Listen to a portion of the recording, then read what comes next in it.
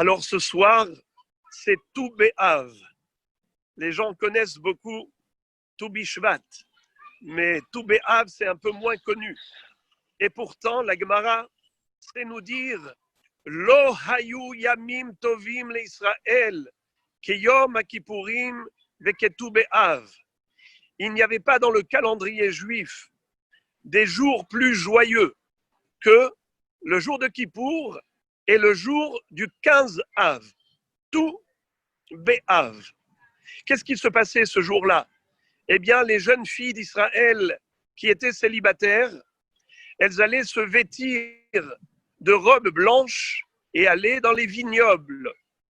Elles s'adressaient aux jeunes hommes, aux jeunes gens, en disant « Bachour, sana enecha ur'e » cher garçon, lève tes yeux et regarde. Alors, la Gemara nous dit que chacune vantait ses qualités.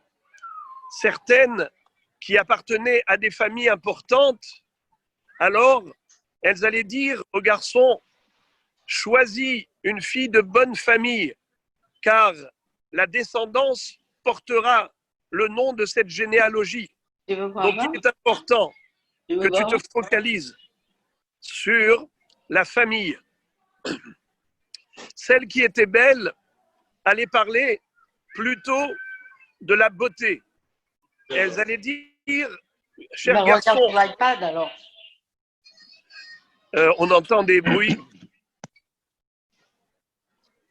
C'est bon là. Cher jeune homme, porte tes yeux sur la beauté parce que l'aspect esthétique, c'est la partie essentielle d'une femme. Celles qui n'avaient pas forcément des qualités à mettre en relief, elles allaient dire, jeune homme, marie-toi l'Echem Shamaïm. Ce qu'on te demande, c'est de nous donner simplement de l'argent afin qu'on puisse s'acheter de belles robes, s'acheter de beaux bijoux. C'est ce qui nous permettra de nous embellir. Et voilà comment, le 15 Av, les Shidduchim étaient organisés. Donc 2 jours dans l'année où les jeunes filles s'exprimaient de cette manière. Le jour de Kippour et le jour du 15 Av. Alors, Rabotai, la Gemara pose la question suivante. Encore considérer Kippour comme un jour heureux, c'est tout à fait normal. C'est le jour où on a mérité le grand pardon. Mais, en plus, on a reçu la Torah à nouveau, car Moshe Rabbeinu avait brisé les premières tables de la loi à cause de la faute du veau d'or. Et on a reçu les deuxièmes tables de la loi après 40 jours. Moshe Rabbeinu est monté à nouveau depuis Rosh Chodesh Elul jusqu'à Kippour, en train de prier Hachem pour pardonner Israël. Non seulement que Dieu lui a dit Salachti kidvarecha, mais en plus, il lui a donné à nouveau des nouvelles tables. Luchot Aberit. Alors la Gemara dit c'est tout à fait normal. C'est un jour de Matan Torah ce jour-là. Mais Tou B'Av, que s'est-il passé? Pourquoi est-ce qu'on considère que c'est un jour heureux? La Gemara donne 6 réponses. Elle donne 6 raisons pour nous expliquer quel était le bonheur, quel était l'événement heureux, quels étaient au pluriel les 6 événements heureux qui se sont déroulés ce jour-là. Le premier en date, c'est que Kalou Mete Midbar. Qu'est-ce que ça veut dire Kalou Mete Midbar? Chaque année, depuis que les explorateurs, les Meraglim, avaient fait du Lachon Hara d'Eretz Israël et découragé le peuple, à ce moment-là, Hachem avait décrété que tous ceux qui sont sortis d'Égypte n'entreraient pas en Eretz Israël. Chaque nuit de Tisha B'Av, qui était la nuit du retour des Meraglim, ils sont revenus d'Eretz Israël et ils ont plongé le peuple dans un découragement et désespoir. Tout le monde a pleuré en disant « on ne veut pas aller en Israël ». eh bien, Kadosh Baruch Hu va dire, vous avez pleuré pour rien. Sachez qu'à partir de cette nuit, vous pleurez à Tisha B'Av chaque année. Mais en plus, toute la génération qui est sortie d'Égypte ne méritera pas d'entrer en Israël. Ils mourront dans le désert. Et comment ça se passait? Comment les 600 000 personnes devaient mourir? Eh bien, chaque année à Tisha B'Av, la veille, Moshe Rabbeinu disait « Creusez des tombes ». Il y avait 600 000 tombes. Tout le monde passait la nuit dans la tombe. Le lendemain matin, Moshe Rabbeinu allait dire « Les vivants, réveillez-vous, levez-vous ». Eh bien, il y en avait 15 000 en moins. 15 000 fois 40 égale 600 000. Vous imaginez quelle restera chaque Tisha B'Av? Et voilà que la 40e année, ça s'est passé de la même façon. Ils ont tous passé la nuit dans la tombe. Le lendemain matin, Moshe Rabbeinu dit « Réveillez-vous les survivants ». Et tout le monde se réveille, tout le monde se lève. Il y en a combien? 600 000. Il n'y en a pas un seul qui manque. Alors ils ont dit peut-être qu'ils se sont trompés de date. Ce n'est pas le 9 Av. Peut-être que demain c'est le 9 Av. Alors ils ont passé la nuit suivante dans la tombe. Ils se réveillent tous sains et saufs. Ils ont dit ce n'est pas possible. Hachem avait décrété que cette génération meurt, donc il ne manque plus que 15 000.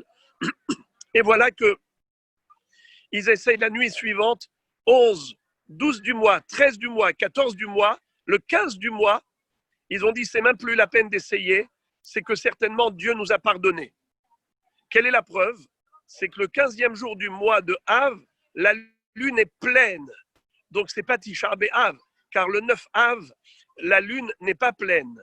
Donc ils étaient sûrs et certains que Dieu a pardonné la faute des explorateurs et que cette génération allait mériter d'entrer en Israël. Ça, c'est la première raison. Le 15 Av, ils ont mérité de survivre.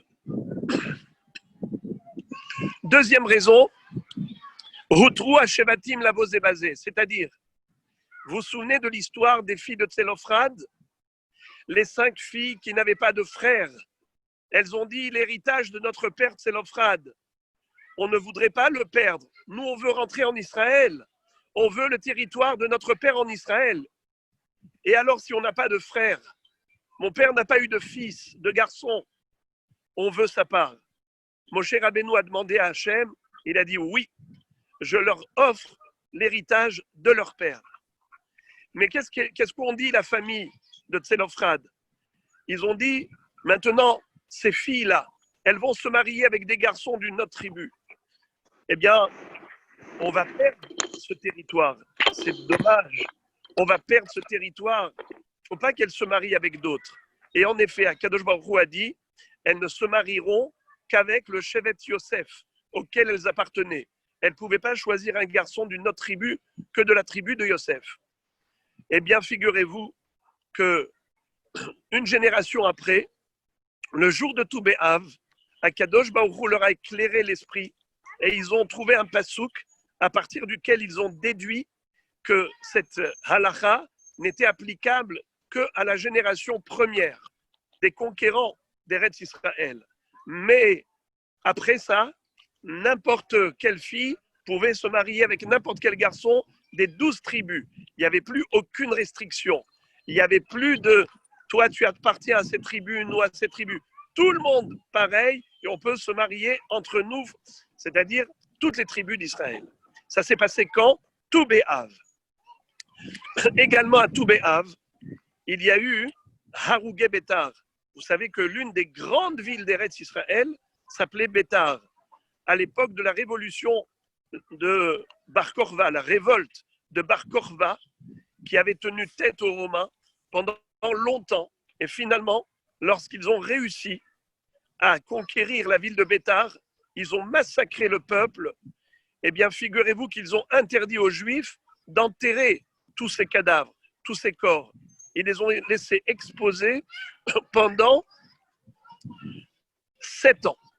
Les corps de ces pauvres Juifs avait été utilisé comme clôture et comme barrière autour des champs de César Adrien, Andrianos Caesar. Eh bien, pendant 7 ans, ils n'ont pas pu obtenir une sépulture digne. Mais Akadosh Baruch Hu a fait un ness incroyable. C'est que leur corps n'a pas été putréfié, il n'a pas pourri. Ils sont restés intacts. Et après 7 ans, les Romains ont donné le droit d'enterrer ces corps, ces cadavres. Et c'est comme ça que le jour où on a offert une sépulture à ces pauvres gens, on a établi une bracha, la 4e bénédiction du Birkat Amazon, Atov et Ametiv, Hu etiv lanu, metiv lanu, yetiv lanu. Eh bien, pour 2 raisons. Premièrement, c'est que leur corps n'a pas dépéri. Deuxièmement, c'est que les Romains ont bien voulu accepter de les enterrer. Ça s'est passé quand? Tout Béhav. Voilà encore une raison de joie. Encore une raison de joie, c'est que ce jour-là, il y avait un homme, un roi qui s'appelait Hoshéa ben Allah. Hoshéa ben Ela. Lui, qu'est-ce qu'il a fait? Il a retiré tous les policiers qui avaient été placés par le roi Jéroboam. Yerovam ben Nevat, le roi Jéroboam, avait placé des policiers durant toute sa période à lui de son royaume sur les chemins qui menaient à Yerushalayim pour empêcher les Juifs d'aller au Beth Amikdash pendant les 3 fêtes de pèlerinage. Cet homme a répandu l'idolâtrie au sein du peuple. Pourquoi? Eh bien, tout simplement parce qu'il était extrêmement jaloux de son concurrent. Lui, il était roi de 10 tribus. Après le schisme, eh bien, lui, Yerovam ben Nevat, allait dominer et gouverner 10 tribus d'Israël. Rechavam, le fils de Shlomo Amelech, allait régner sur 2 tribus, Yehuda et Binyamin. Quand il montait au Beth Amikdash 3 fois par an, Pessah, Shavuot et Sukkot, eh bien, durant ces fêtes de pèlerinage, il y avait tout Israël qui était présent. Mais qui était assis dans le Beth Amikdash? Uniquement Rechavam, le fils de Shlomo Amelech. Car la halacha interdit à toute autre personne de s'asseoir dans le Beth Amikdash. Alors, il y avait 2 rois, un debout et un assis. Figurez-vous que Yerovam va faire une crise de jalousie. Il va dire, mais le peuple va croire que moi, je ne suis que le bedeau, le shamash, le shaouch de Rechavam, alors que moi, je suis encore plus important que lui. Je suis le roi de 10 tribus. Alors, il y a des policiers partout pour interdire le pèlerinage à Jérusalem et d'aller à Beth-El et à Dan, où il avait installé 2 veaux d'or. Vous imaginez comment il a répandu l'idolâtrie? C'était terrible. Eh bien, le roi Hoshéa ben Ela, quand il est arrivé, il a retiré tous ses policiers. Et il a dit, maintenant, celui qui veut aller au Beth Amikdash le peut. Quel jour c'était? Tout Béhav. Encore une raison de joie. Encore, c'est que ce jour-là, on a permis aux tribus d'Israël de se marier avec Shevet Binyamin. Car vous le savez que malheureusement, il fut une époque où malheureusement, il n'y avait plus de Torah en Eretz Israël. C'est-à-dire que les gens n'étudiaient plus la Torah. Et là où la tribu de Binyamin habitait, il y avait une forte ignorance. Et vous savez très bien que nous, Juifs, sans Torah, on devient terrible. Il y a eu l'histoire de la concubine Pilegesh Bagiv'a, cette pauvre femme de laquelle les jeunes gens de Binyamin avaient abusé. Et lorsque son concubin l'a trouvée comme ça, morte la nuit après l'abus des jeunes gens, eh bien, qu'est-ce qui s'est passé? Il a coupé en 12 morceaux cette fille.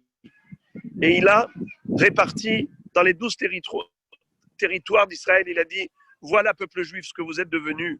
C'est inimaginable. Eh bien, c'est vrai que ça a suscité un réveil collectif. Et les Juifs ont dit, c'est plus possible de continuer comme ça.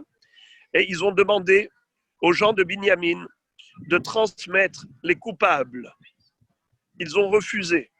Alors, il y a eu malheureusement une guerre fratricide entre, j'allais dire, les religieux et non religieux.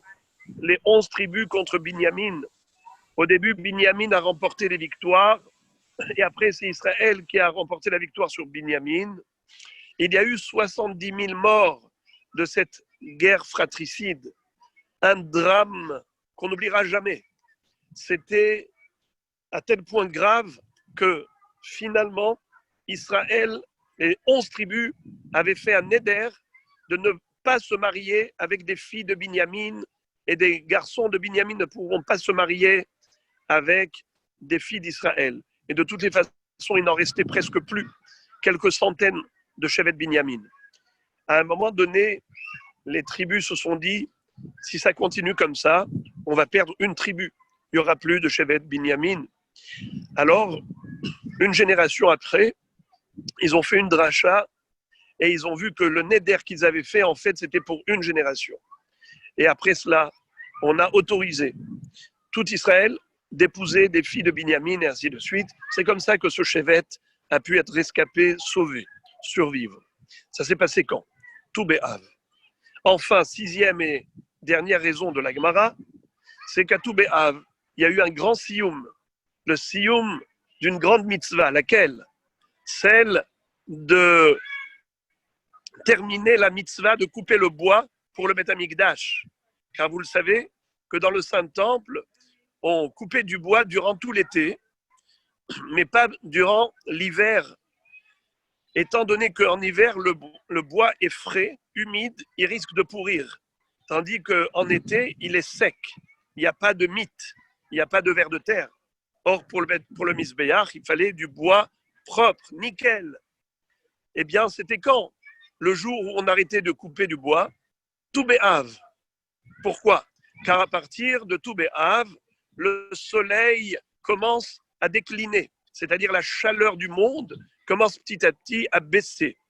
La température devient supportable et c'est comme ça qu'il commence à y avoir petit à petit de l'humidité dans la terre et donc le bois que l'on couperait après Tout Béhav risquerait d'être infesté par les mythes. Alors on s'arrêtait de couper ce jour-là à Hatzé Ma'aracha. Étant donné que c'était la fin d'une mitzvah, on fait un siyum, comme lorsqu'on termine une Gemara, on fait une grande séouda. C'est la raison pour laquelle Tout Béhav est un jour heureux par rapport à ces 6 événements qu'on a cités précédemment. Mais maintenant, j'arrive à l'essentiel de notre propos.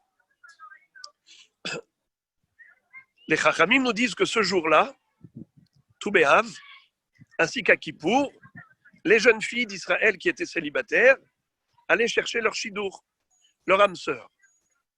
Mais de quelle manière? En allant se vêtir de belles robes blanches, d'aller dans les vignobles, de faire des rondes, et c'est comme ça qu'elles s'adressaient aux garçons, chacune en essayant de vanter ses qualités. Alors, Moray Virabotaï, je vais poser quelques questions. Premièrement, comment est-ce possible que le jour de Kippour, qui est un jour de prière, un jour où tout le monde jeûne, on est plongé dans la teshuva, la tefila, vous voyez bien quelle solennité se dégage du jour de Kippour. Les Juifs sont dans les synagogues. Alors, qu'est-ce que ça veut dire qu'un jour aussi sérieux, on l'a choisi pour devenir le jour de la recherche de son âme sœur, du Shidour? Moi, j'aurais plutôt proposé une autre période. Par exemple, Purim, Sukkot, Zman Simchateinu. C'est un moment de joie. Mais Kippour, et en plus à Tout Béhav, c'est vrai qu'on vient de dire maintenant qu'il y a eu 6 événements heureux à Tout Béhav, mais quel rapport avec le mariage? Quel rapport avec la recherche de son épouse, de son mari? En plus, ce qui est très étonnant, c'est que, différemment de ce que la Torah nous enseigne, que ce soit le garçon qui aille vers la fille, c'est au garçon d'être avenant.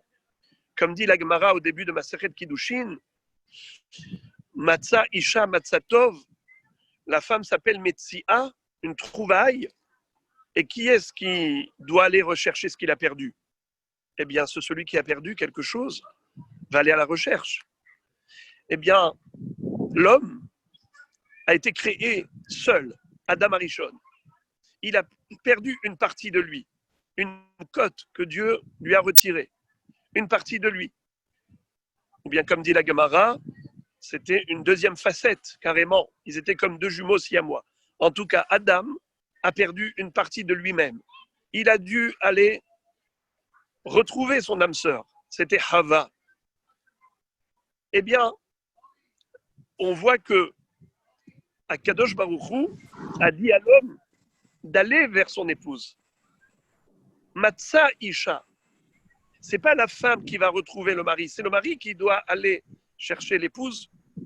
Et donc, de ce fait, on ne comprend pas le comportement de ces jeunes filles d'Israël qui, elles, allaient vers le garçon. Comment ça se fait? Enfin, dernière question. On sait que tout est précis dans le Talmud. Pourquoi est-ce qu'on avait besoin de nous préciser la couleur blanche des robes des filles d'Israël? Même ce détail, fallait-il le préciser? Quel est l'intérêt? On voit, c'est vrai, que les calottes, on ne sait pas pourquoi, mais elles ont choisi le blanc, la robe blanche pour se marier. Et qu'est-ce que cela signifie? Alors les amis, commençons. N'ayez pas peur, ça ne va pas durer très longtemps, mais c'est maintenant qu'il faut se concentrer. On sait que, généralement, on a deux événements qui ont infléchi le cours de l'histoire juive. C'est la faute du veau d'or et la faute des explorateurs. Quand les Bnei Israël ont fabriqué le veau d'or, Akadosh Baruch Hu avait dit à Moshe Rabbeinu, laisse-moi exterminer ce peuple. Moshe Rabbeinu dit, si tu me dis laisse-moi, ça veut dire quoi? Ça dépend de moi? Alors si ça dépend de moi, je ne te laisse pas. Moshe Rabbeinu va prier avec tellement de ferveur. Il va se sacrifier pour son peuple. Il ne mangera pas pendant 40 jours et 40 nuits. Ou il monte au ciel pour obtenir le grand pardon. Mais malgré tout, Dieu va lui dire, Ubiom pokdi ou pakati alem hatatam. Sache que, en effet, même si je pardonne cette fois-ci, c'est-à-dire je ne vais pas les anéantir d'un trait, d'un coup, mais durant toutes les générations, Israël payera la dette. Israël va devoir purger la peine de la faute du veau d'or. Il n'y a pas une génération qui souffre, qui en réalité ne paye pas la dette pour la faute du veau d'or. Il faut remettre en sourdine, il y a des petits bruits de fond. Alors, ça c'est, premièrement, à cause de la faute du veau d'or, nous souffrons jusqu'à présent.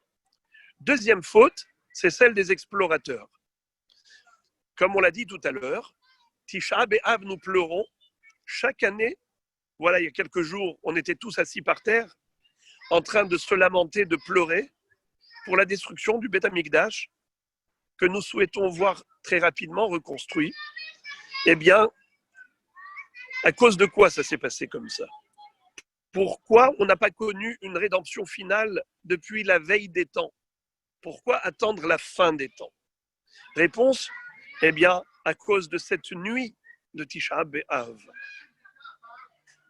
Ils ont pleuré pour rien. Ils ont pleuré parce qu'ils ne voulaient pas Eretz Israël. Nous, on pleure parce qu'on veut justement la reconstruction d'Eretz Israël, de Jérusalem, du Beth Amikdash. C'est ça le tikkun. Voilà. Maintenant, quand est-ce qu'on a été pardonné de ces deux fautes? On a rappelé tout à l'heure Yom Kippour et Tou B'Av. Kippour, Dieu va dire à Moshe, Salachti kidvarecha. J'ai pardonné comme tu me l'as demandé. Tou B'Av, qu'est-ce qu'on a dit qu'il y a eu? Eh bien, ce jour-là, les 15 000 derniers qui devaient mourir, ceux qui sont sortis d'Égypte, eh bien, ne sont pas morts. ils ne sont pas morts. Ça s'est passé tout béhav. Ça veut dire que Dieu avait pardonné cette faute pour cette génération spécifiquement. Alors, 600 000 sont morts, moins 15 000. Ces 15 000 étaient des survivants. Entre parenthèses, vous savez pourquoi ils ont survécu? Eh bien, parce que ils savaient que c'était leur tour. Mais comme ils savaient que c'était leur tour, eh bien, ils ont prié de tout leur cœur. Lorsqu'on croit que peut-être c'est le problème des autres, c'est pas le nôtre, on prie, mais avec la moitié de notre ferveur. Quand on sait qu'on est concerné par le problème, alors on prie de tout cœur. Dieu a écouté leur tfila, il les a sauvés. Donc c'était le tout béhav qu'ils ont eu la belle annonce du pardon de la faute des explorateurs. Et maintenant, je vous pose une question devinette, même si je sais que on ne vous accorde pas la parole, vous êtes sur sourdine, je répondrai à votre place. Question, est-ce que les femmes d'Israël ont participé à ces deux fautes, la faute du veau d'or et la faute des explorateurs? Est-ce que les femmes également ont dit on veut fabriquer le veau d'or? Est-ce que les femmes également ont pleuré qu'elles ne voulaient pas rentrer en Eretz Israël? Non. Les femmes, au contraire, elles ont dit aux hommes, on ne vous donnera pas nos bijoux, nos boucles d'oreilles, nos bijoux pour fabriquer une avodazara, une idole. Pas question. Deuxième épisode, Meraglim, ils ont pleuré qu'ils ne voulaient pas Eretz Israël, ils ne voulaient pas rentrer. Est-ce que les femmes aussi ont participé à cela? Non. Au contraire, les filles de Tselophrad ont dit, Moshe Rabbeinu, on veut rentrer en Israël et on veut le territoire de notre père.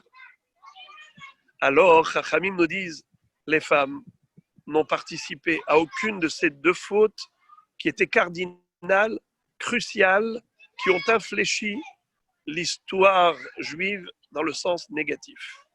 Eh bien, Moraï Verabotaï, maintenant on a compris que c'est à Kippour où on a eu le pardon de la faute du veau d'or, à Tou B'Av où on a eu le pardon de la faute des explorateurs. C'est là que les jeunes filles allaient s'adresser aux garçons en disant « Cher garçon, tu cherches la perfection dans ta vie. Tu ne l'auras pas en tant que célibataire. » La Gemara dit à Sharoui Bello Isha, celui qui n'est pas marié, qui n'a pas de femme, Sharoui Bello Torah, Bello Choma, Bello Tova, Bello Simcha. C'est-à-dire que la femme constitue pour l'homme, en fait, la solution à tous ses problèmes. Elle est source de lumière, de sagesse. D'ailleurs, le Maharal de Prague va dire que la femme en valeur numérique, c'est 306. Isha, Aleph, Shin, He, 306. Moussar, la morale, l'éthique, même Vav, Samer, Resh, Moussar, également c'est 306. C'est-à-dire que de manière innée, la femme, elle a en elle toute la perception droite et juste du monde.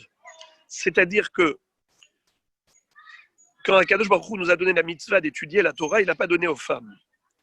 Car Barati lecha yetzer hara, natati lecha Torah tavlin. J'ai donné la Torah comme antidote pour le yetzer hara.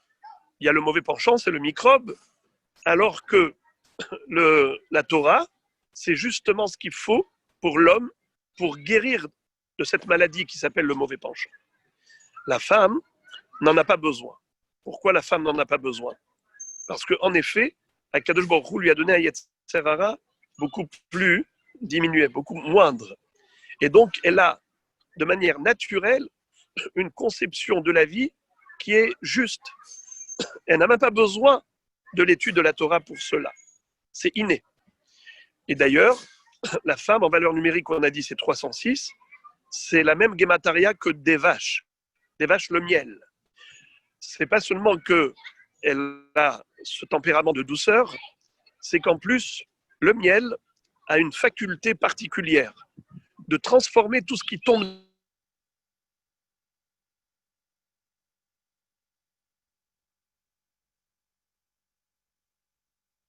dans le miel. Par exemple, un aliment dans le miel. Si l'aliment non cachère se trouve plongé dans le miel pendant un certain temps, il devient cachère. Pourquoi? Parce qu'il se transforme en miel. Le miel transforme tout ce qui est dedans en miel. Eh bien, la femme est capable de transformer son mari dans le sens positif comme dans le sens négatif. C'est-à-dire que, en d'autres termes, c'est elle qui est capable de gérer son foyer et de donner le ton, comme on a déjà plusieurs fois rappelé, que la femme de Korach a poussé son mari à sa déchéance et la femme de On Ben Pellet lui a sauvé la vie, lui a donné la possibilité de retrouver le droit chemin. De ce fait, justement, c'est à Kippour et à Tou B'Av que les jeunes filles venaient voir les garçons vêtus de robes blanches. Pourquoi la robe blanche? Parce que dans le Beth Amikdash, on le sait, à Kippour, quand Dieu pardonnait le jour du grand pardon toutes les fautes d'Israël, eh bien, il y avait un tissu rouge qu'on appelait la Shon Shel Zehorit qui devenait blanc miraculeusement. Imiyu hataechem kashanim, kasheleg yalbinu.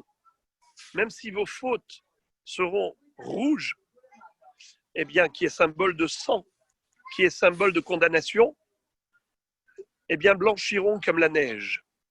Le blanc de neige est symbole de pureté, symbole de purification, d'expiation de toutes les fautes.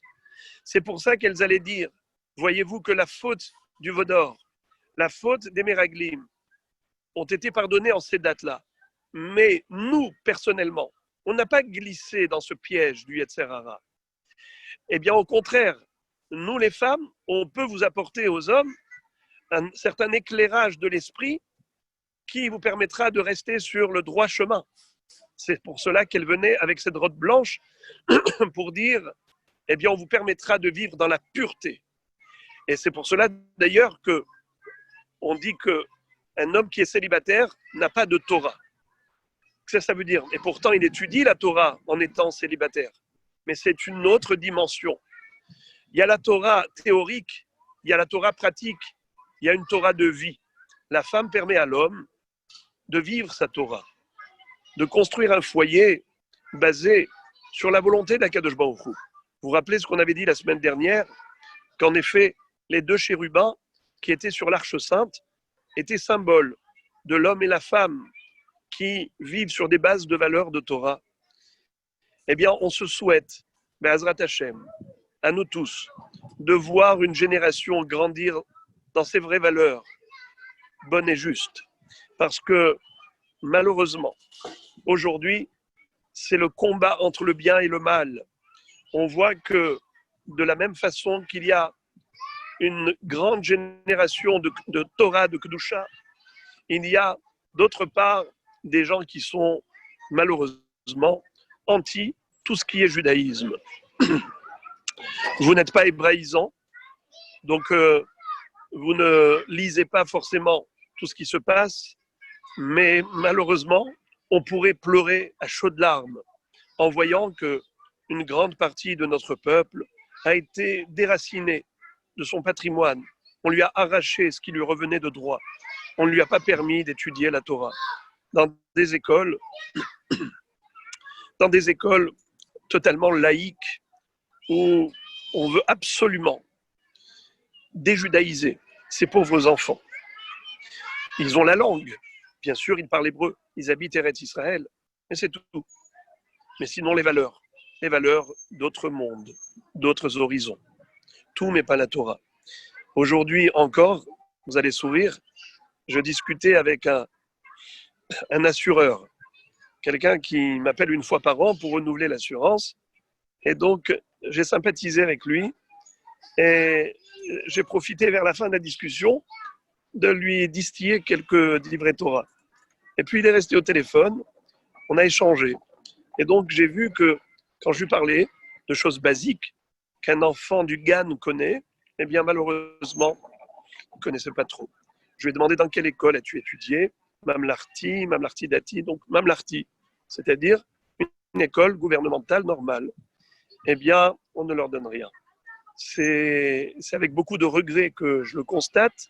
En tout cas, ce que je me dis, c'est que Baruch Hashem, ici, voilà, ce soir, de là où je vous parle, je me trouve en train de sortir d'une choupa qui a été faite dans la pureté maximale, dans la kedusha, dans la joie, la vraie. Eh bien, on est fiers de voir que notre peuple, malgré tout ce qu'il a pu passer et traverser comme péripéties durant son histoire, mais Odlo Avda Tikvatenu, et nous voyons encore, Baruch Hashem, des gens qui sont fiers de suivre les chemins de la Torah, les chemins tracés par Akadosh Baruch Hu. Eh bien, prions à Akadosh Baruch Hu que de la même façon qu'à Tou B'Av, il a permis cette joie en Israël, il a annulé les mauvais décrets sur la génération du désert, eh bien, qu'il annule tous les mauvais décrets actuels et qu'on puisse connaître très bientôt les moments les plus heureux, les plus joyeux, afin que, pas seulement ces 2 jours, Kippour et Tou B'Av, soient les jours joyeux de notre calendrier, mais que ce soit ainsi durant toute l'année, toute notre vie. Très bientôt, Be'azrat Hashem. Bruchim Tiyu. Merci, j'espère que vous avez pu entendre quelque chose. Je me trouve à l'extérieur, j'ai essayé de me tenir un peu à l'écart, sans bruit. Et Be'azrat Hashem, à la prochaine, donc mardi soir prochain. Et en attendant, je crois qu'Eliaou vous a déjà invité au Siyum de Gemara pour les hommes, dimanche matin, avec la reprise du Daf Yomi, donc c'est la nouvelle Masechet, le traité Iruvin. Voilà, Be'azrat Hashem, on poursuit notre chemin comme Akadosh Baruch Hu le souhaite, d'étudier la Torah, de l'enseigner, de la transmettre. Bruchim Tiyu, tout se fait grâce à vous.